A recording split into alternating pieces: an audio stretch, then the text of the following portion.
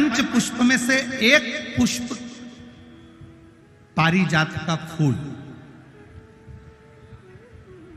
जिसको हार श्रृंगार का फूल भी कहते हैं, जिसको शिडली का फूल भी कहते हैं।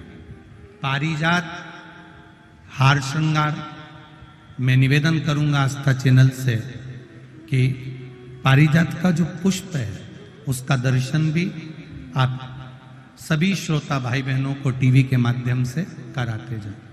जितने लोग टीवी पर कथा सुन रहे हैं, जितने लोग फेसबुक यूट्यूब पर कथा सुन रहे हैं, वो भी इस पारिजात के फूल का दर्शन अवश्य करें।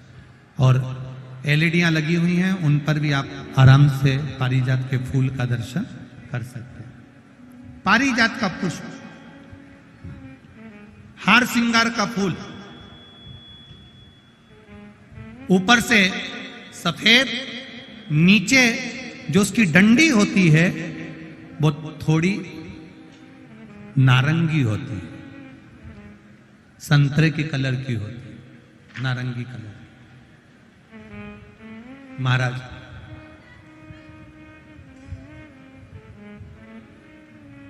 रात्रि में खिलने वाला ये फूल,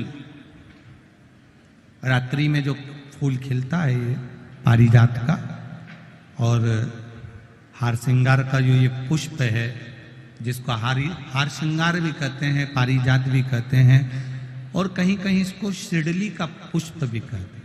ऊपर से सफेद होता है, नीचे उसकी जो डंडी होती है वो नारंगी कलर की होती है। शिव कथा कर रही है,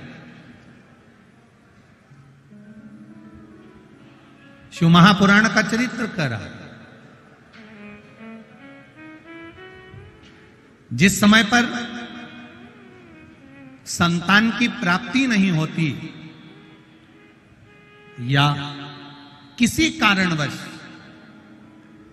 किसी कारण से हमारे यहां वंश की वृद्धि नहीं होती, तब देवाधिदेव महादेव की आराधना पारिजात के फूल से करी जाती है। अब उस पुष्प को चढ़ाने का एक तरीका है, जरा ध्यान दीजिएगा। पंच पुष्प शिव महापुराण की कथा आप लोग सुनने के लिए बैठे हो, बड़ी आस लगाकर बैठे हो, उसको समझिए। पारिजात का जो फूल शिव जी को चढ़ता है, भगवान देवाधिदेव महादेव को चढ़ता है, जैसे ये शिवलिंग है, मान लो ये शंकर भगवान का शिवलिंग है, ये जलाधारी है, ये जल नीचे गिरने का स्थान। आप लोगों ने पहले कथा सुनी है ना सबने, आपको सबको मालूम होगा। राइट में गणेश जी का स्थान, लेफ्ट में कार्तिकेय का स्थान, बीच में अशोक सुंदरी की जगह। जहां पर यह शिवलिंग रखा है वो माता पार्वती जी का हस्त कमल, शिवलिंग के रूप में, शंकर भगवान के रूप में यह शिवलिंग है। ऊपर से जो एक एक बूंद जलाधारी नीचे गिरती है वो शंकर भगवान की 5 लड़कियां, जया, विषहरा, शामली बारी, दौतली और देव, ये शंकर जी की 5 बेटियां हैं। वंश वृद्धि के लिए, कार्य सिद्धि के लिए, वैभव प्राप्ति के लिए, या अपने हृदय की सुख समृद्धि के लिए, संतान प्राप्ति के लिए पारिजात हार श्रृंगार के फूल की शिव जी को आराधना होती है। हार श्रृंगार का जो पुष्प होता है, अशोक सुंदरी वाली जगह पर हम पारिजात के पुष्प को समर्पित करते हैं। उसकी डंडी का जो मुख है वो शिवलिंग की ओर होता है जब अपन अशोक सुंदरी पर चढ़ाते हैं, और फूल का मुख इधर होता है।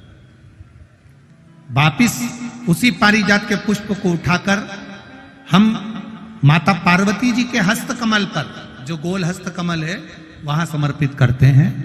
उस जगह पर माता पार्वती जी की ओर से जो पुष्प समर्पित किया जाता है, उसकी डंडी पारिजात की हमारी ओर होती है, पुष्प का मुख महादेव की ओर होता है। तीसरी जगह, जब हम पारिजात के पुष्प को अशोक सुंदरी पे से उठाकर जगत जननी के हस्त कमल पर रखते हैं, हस्त कमल पे से उठाकर देवाधिदेव महादेव के शिवलिंग पर रखते हैं, उस समय पर पारिजात के पुष्प की डंडी शिवलिंग के ऊपर होती है और फूल का मुख अपनी ओर होता है। इस जगह पर पारिजात के पुष्प की डंडी के केसर से ही महादेव को त्रिपुंड लगाया जाता है और महादेव से प्रार्थना करी जाती है। अब पारिजात के फूल का केसर कैसे बनाना है वो भी एक बार आप लोग अच्छे से समझे। जैसे मान लो अभी पारिजात का तो फूल यहां पर नहीं है, पर आप टीवी पर दर्शन कर रहे होंगे। पारिजात पुष्प की जो पीछे की डंडी होती है, फूल सफेद और पीछे जो डंडी होती है नारंगी कलर की, केसरिया कलर की, उसको तोड़ लिया जाता है। तोड़कर ऐसी 25-50 फूल की पीछे की डंडी को तोड़कर उसको रख दिया जाता है। उसको धूप में नहीं सुखाते, केवल घर में उसको एक कटोरी में या थाली में रख दो, वो धीरे धीरे सूख जाएगा।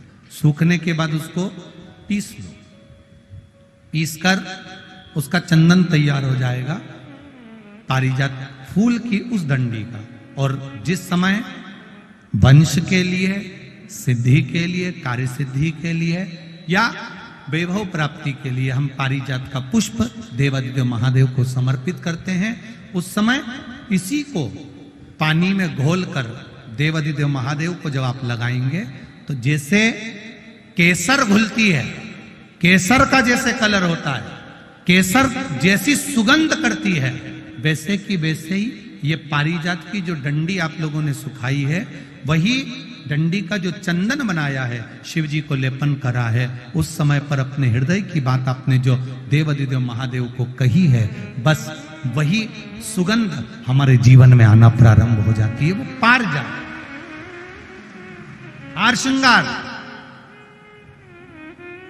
अब जरा ध्यान दीजिएगा, हार श्रृंगार के पुष्प, पारिजात का जो पुष्प है, सोमवार की अष्टमी पड़ने पर यदि हम देवादिदेव महादेव की पारिजात के फूल से आराधना करते हैं, स्मरण करते हैं, तो उसका फल भी हमें अधिक प्राप्त होगा।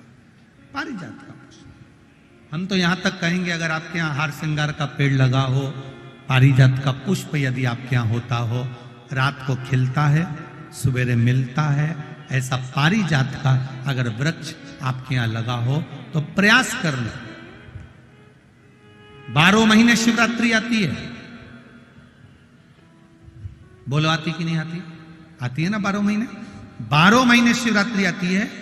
कैलेंडर पर एक गोला बनाकर रख देना कि हमको ये शिवरात्रि आई है, हर महीने की शिवरात्रि तुम्हारे ध्यान में रहेगी।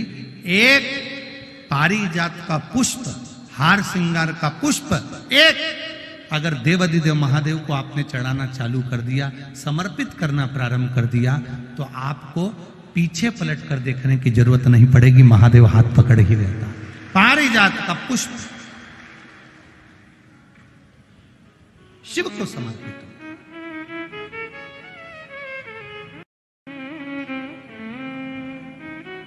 सफेद कलर का पुष्प है, आप टीवी पर दर्शन कर रहे होंगे। केसरिया कलर की, नारंगी कलर की उसकी डंडी है, भगवान शिव को समर्पित पारिजात। जब हम देवादिदेव महादेव को जल समर्पित करते हैं, भगवान शंकर को जब हम जल चढ़ाते हैं, उस समय पर भी भगवान को, अगर तुम्हारे पास में थोड़ा सा पारिजात की जो डंडी है सुखाई है, आपने पारिजात फूल के नीचे की जो डंडी है उसको तुमने सुखाकर अगर चंदन बनाया है, तो वो चंदन आप प्रतिदिन भी देवादिदेव महादेव को समर्पित कर सकते हो। पारिजात पुष्प। एक बात और हमारे स्मरण में रहे,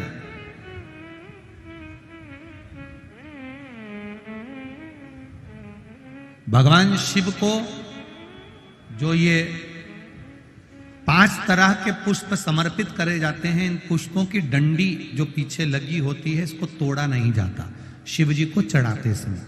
इसका स्मरण आपको रहे।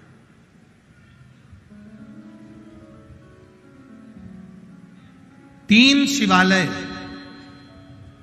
ऐसे हैं जहां पर पारिजात के पुष्प को समर्पित कर देने से, भगवान शंकर को अगर पारिजात का पुष्प समर्पित किया जाता है तो मनवांचित फल की प्राप्ति होती है। पहला, मां नर्मदा से निकला हुआ कंकर नर्मदेश्वर महादेव। अगर कहीं नर्मदा जी के कंकर से शिवलिंग बना हुआ है तो मां नर्मदा के शिवलिंग पर पारिजात का पुष्प समर्पित होता है। दूसरा, जो शिवालय एकांत में हो, एकांतेश्वर महादेव जो एकांत में बैठे हो, भले ओटले पर बैठे हो, अकेले बैठे हो, एकांत में बैठे हो, वो एकांतेश्वर महादेव पर भी पारिजात का पुष्प समर्पित कर देने से, अगर कोई अदालत का कोर्ट केस होता है तो बाबा देवादिदेव महादेव का मात्र पारिजात पुष्प का स्मरण या उसको समर्पित कर देने से भी फल की प्राप्ति होती है। तीसरा, ऐसा शिवालय जो नदी के तट पर हो, सरोवर के तट पर हो, कुंड के तट पर हो, बावड़ी के तट पर हो, कुएं के तट पर हो। आप सब लोग तो ग्रामीण क्षेत्र के निवासी हैं और जितने लोग भी कथा सुन रहे हैं आस्था चैनल पर, फेसबुक, यूट्यूब पर, सबके स्मरण में होगा, पहले हमारे जो पूर्वज होते थे वो कुआं बावड़ी के पास में शंकर जी का शिवलिंग रख देते थे। ध्यान में होगा, जिसको स्मरण में होगा उसको मालूम होगा। शिवलिंग लाते थे और जहां कुआं होता था, बावड़ी होता था, तालाब होता था, नदी होती थी, उसके तट पर, उसके पास में शिवलिंग रख देते। कारण क्या है? किसी जलाशय, कुआं, बावड़ी, तालाब, नदी, सरोवर, इसके पास में जो शिवलिंग होता है उस शिवलिंग को बहुत सिद्ध करने की जरूरत नहीं होती। स्वयं गंगा मैया उस कुंड बावड़ी के रूप में रहकर शिवलिंग को सिद्ध कर देती है और वहां स्वयं विराजमान हो जाती है महाराज। वहां पर भी यह हार श्रृंगार, पारिजात का पुष्प शिव को समर्पित किया जाए। 3 जगह ऐसी है जहां कभी मौका मिल जाए और तुम्हारे पास में पारिजात का फूल हो और कहीं तुम्हें मिल गया, तुमने आज्ञा ले ली, हम ये पुष्प ले लें क्या, और लेकर अगर आपने चढ़ाया है तो उसका फल जरूर मिलेगा। पारिजात, हार श्रृंगार का पुष्प। चंदन भी प्रयोग कर सकते हो उसका, चंदन। महाराज शिव पुराण कह रहे